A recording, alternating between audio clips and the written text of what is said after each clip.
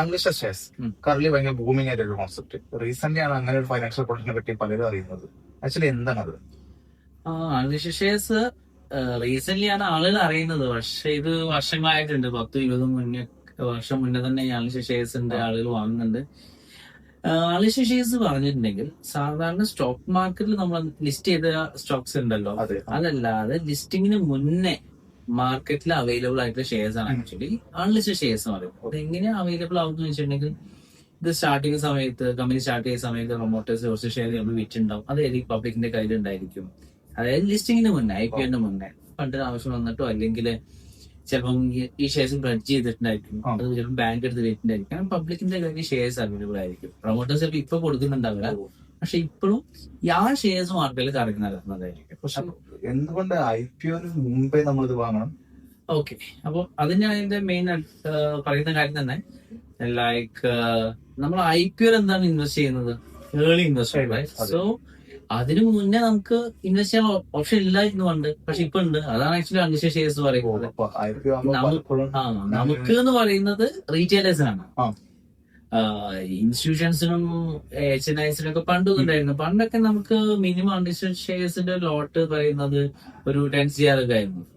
പക്ഷെ ഇന്ന് അങ്ങനെയല്ല. ഇന്ന് നമുക്കൊരു 1 lakh അല്ലെങ്കിൽ 50,000 ഒക്കെ നമുക്ക് വാങ്ങാൻ പറ്റും. കാരണം ടെക്നോളജി അത്രയും ഇംപ്രൂവ് ആയിട്ടുണ്ട്. നമുക്ക് ഓഫ് മാർക്കറ്റ് ട്രാൻസാക്ഷൻ എന്ന് പറയുന്നത്, അതായത് നമ്മൾ ഈ ഷെയർ വാങ്ങുന്ന ട്രാൻസാക്ഷൻ എന്ന് പറയുന്നത് പേരാണ്. സോ അതൊക്കെ വളരെ ഈസി ആയി. അപ്പൊ അതുകൊണ്ട് ഇതൊന്നുകൂടി ജനകീയായി. നമുക്ക് ചെറിയ പൈസയും ചെയ്യാൻ പറ്റും, സാധാരണക്കാരന് അഫോർഡബിൾ ആയ രീതിയിൽ ചെയ്യാൻ പറ്റും. പക്ഷെ അതിന്റെ മെയിൻ അഡ്വാൻറ്റേജ് എന്താണെന്ന് വെച്ചാൽ ഏർലി ഇൻവെസ്റ്റ്മെന്റ്. നമുക്കൊരു കമ്പനിയിൽ നേരത്തെ ഇൻവെസ്റ്റ് ചെയ്യാന്നുള്ള ഒരു കൺസെപ്റ്റ് ഉണ്ടല്ലോ ഈ നമ്മൾ IPO ഇൻവെസ്റ്റ് ചെയ്യുന്നത്. അത് അന്ന് അതേ ഉള്ളായിരുന്നു, അതുകൊണ്ട് അത് ചെയ്യുന്നു. പക്ഷെ നമുക്ക് ഇന്നും ആളുകൾക്ക് അറിയില്ല ഇങ്ങനെ ഒരു ഓപ്പർച്യൂണിറ്റി മാർക്കറ്റിലുണ്ട്. നമുക്ക് IPOക്ക് മുന്നേ തന്നെ ഈ കമ്പനിയുടെ ഷെയർസ് വാങ്ങും. IPO മിസ്സിംഗ് ആവുന്ന നേരത്തെ ഒരു പ്രയോറിറ്റി ആയിട്ട് കിട്ടാൻ ചാൻസ്. കാരണം IPOയിൽ നമ്മൾ വാങ്ങാന്നല്ലല്ലോ പറയാം, IPOക്ക് അപ്ലൈ ചെയ്യാന്നാണല്ലോ പറയാം. അപ്ലൈ ചെയ്താൽ കിട്ടാതിരിക്കാം. പക്ഷെ അൺലിസ്റ്റഡ് ഷെയർസ് നമ്മൾ വാങ്ങുക എന്നാണ് പറയുന്നത്. അത് കിട്ടും, മനസ്സിലായില്ലേ? മറ്റേത് അപ്ലൈ ചെയ്യാണ്, കിട്ടാതിരിക്കാം. അപ്ലൈ ആണ്, അപേക്ഷിക്കാണ്. പക്ഷെ ഇത് വാങ്ങുകയാണ്. ഇതാണ് വ്യത്യാസം എന്ന് പറയുന്നത്. പക്ഷെ ഇത് എവിടുന്ന് കിട്ടുന്ന പലർക്കും അവൈലബിൾ ആയിട്ട്, അതായത് നിങ്ങൾക്കിത് ബ്രോക്കേഴ്സ് ത്രൂ, അതായത് സ്റ്റോക്ക് ബ്രോക്കേഴ്സ് ത്രൂ വാങ്ങാൻ കഴിയില്ല. കാരണം എന്താന്ന് വെച്ചാൽ ട്രേഡിംഗ് അല്ലാതെ നമുക്ക് ബ്രോക്കേഴ്സിന്, അതായത് സെബി രജിസ്റ്റേർഡ് ആയിട്ടുള്ള ബ്രോക്കേഴ്സിന് പൈസ കൊടുക്കാൻ പറ്റില്ല. ഇത് ട്രേഡിംഗ് അല്ലല്ലോ, ഇത് ലിസ്റ്റഡ് ഷെയർസും അല്ലല്ലോ. സോ നമുക്ക് ഇതിന് ഒരുപാട് വെൻഡേഴ്സ് ഉണ്ട്. ഒന്നെങ്കിൽ നിങ്ങൾക്ക് വെൻഡേഴ്സ് വാങ്ങാം, വെൻഡേഴ്സിന്റെ അടുത്ത് വാങ്ങാം. അതല്ലെങ്കിൽ ഇപ്പൊ നിങ്ങൾക്ക് കൊച്ചിൻ എയർപോർട്ട് CRന്റെ ഷെയർ ആണ് വേണ്ടത്. ചിലപ്പോൾ നിങ്ങൾ തപ്പിക്കഴിഞ്ഞ ഒരാളെ പേര് കിട്ടും. ഓക്കെ, നിങ്ങൾ കോഴിക്കോടിലെ രാജു എന്ന് പറയുന്ന ആളടുത്ത് 100 ഷെയർ ഉണ്ട്. അപ്പൊ നിങ്ങൾ എന്ത് ചെയ്യണം? അയാൾക്ക് പൈസ കൊടുക്കണം. അപ്പൊ അയാളോട് ഷെയർ ട്രാൻസ്ഫർ ചെയ്തത്. അവരുടെ പ്രശ്നം എന്താന്ന് വെച്ചാൽ, നമ്മൾ സാധനം വാങ്ങുമ്പോൾ ഫസ്റ്റ് പൈസ കൊടുക്കണമല്ലോ. പൈസ കൊടുത്തതിന് ശേഷം അയാൾ ഷെയർ ട്രാൻസ്ഫർ ചെയ്തെന്നിരിക്കലോ, മനസ്സിലായില്ലേ? അപ്പൊ ഇവിടെ കൗണ്ടർ പാർട്ടി റിസ്ക് ഉണ്ട്. ഇത് ഒഴിവാക്കാനാണ് ഒരുപാട് അൺലിസ്റ്റഡ് വെൻഡേഴ്സ് ഉണ്ട്, സ്ഥാപനങ്ങളുണ്ട്. അപ്പൊ നിങ്ങൾ അവർക്ക് പൈസ കൊടുത്താൽ മതി. അത് അവർ എവിടെയെങ്കിലും പോയിട്ട് നിങ്ങൾ ഷെയർസ് വാങ്ങി തരും. അപ്പൊ ഈ കൗണ്ടർ പാർട്ടി റിസ്ക് അവർ ഒഴിവാക്കി, മനസ്സിലായില്ലേ? അപ്പൊ ഇതുപോലത്തെ ഒരുപാട് സ്ഥാപനങ്ങൾ കേരളത്തിലുണ്ട്. അതായത് ഈ നിങ്ങൾക്ക് ഈ ഷെയർ വാങ്ങിത്തരുന്ന ഈ പ്രോസസ്സ് ഓഫ് മാർക്കറ്റ് ട്രാൻസാക്ഷൻ എന്ന് പറയുന്നത് ഒന്നെങ്കിൽ CDSL അല്ലെങ്കിൽ NSDL വഴി ഓഫ് മാർക്കറ്റ് വഴിയാണ് ചെയ്യുന്നത്. അപ്പൊ നിങ്ങൾക്ക് ഇത് സെബി റെഗുലേറ്റഡ് ആണെന്നല്ല, ഇത് റെഗുലേറ്റഡ് ആയ ഇൻഷുറൻസ് മാത്രമാണ് നമുക്ക് ഈ ഡെപ്പോസിറ്ററീസ് വഴി ട്രാൻസ്ഫർ ചെയ്യാൻ പറ്റുള്ളൂ. അപ്പൊ അവിടെ അങ്ങനെ ഒരു ഇഷ്യൂവേ ഇല്ല. പിന്നെ ഇത് നിങ്ങളുടെ ഡിമാറ്റ് അക്കൗണ്ടിലാണ് വന്ന് കിടക്കുന്നത്. പക്ഷെ നോർമലി നിങ്ങൾ സ്റ്റോക്ക് സെക്കൻഡറി മാർക്കറ്റിൽ ലിസ്റ്റഡ് സ്റ്റോക്ക് ബൈ ചെയ്ത് കഴിഞ്ഞാൽ പിറ്റേ ദിവസം കിടക്കും. ഇതിട്ട് 3 to 5 ദിവസം പിടിക്കും. ഡിമാറ്റ് അക്കൗണ്ടിൽ കിടക്കും. പക്ഷെ ഇത് ഒരു 3 ദിവസം മുതൽ 5 ദിവസം വരെ പിടിക്കും. നിങ്ങൾ വാങ്ങുന്ന വെൻഡറുമായിട്ട് ബന്ധപ്പെട്ടിരിക്കും.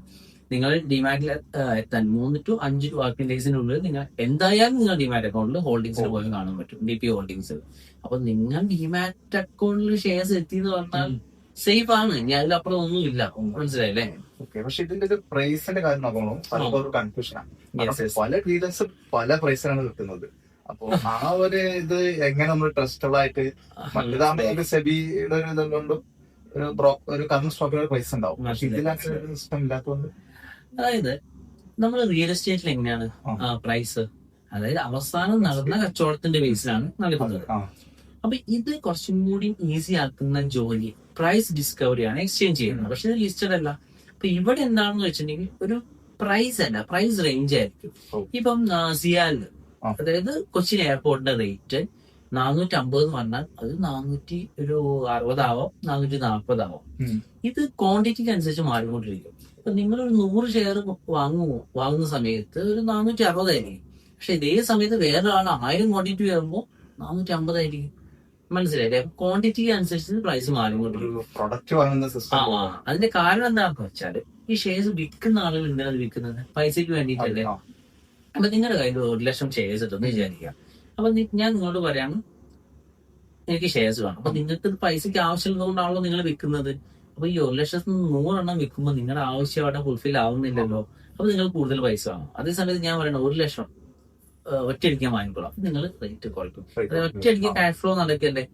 ഈ സ്റ്റൈലാണ് ആക്ച്വലി കച്ചവടം നടക്കുന്നത്. സാധാരണ നാട്ടുമ്പുറത്തുള്ള കച്ചവടം തന്നെ അൺലിസ്റ്റഡ് നടക്കുന്നത്. അപ്പൊ ക്വാണ്ടിറ്റി കൂടുതൽ എടുക്കുമ്പോൾ റേറ്റ് വ്യത്യാസം ഉണ്ടായിരിക്കും. അപ്പൊ അതുകൊണ്ട് തന്നെ ഇപ്പൊ നമ്മൾ ഓൺലൈനൊക്കെ നോക്കിയാൽ പല റേറ്റ് ആയിരിക്കും.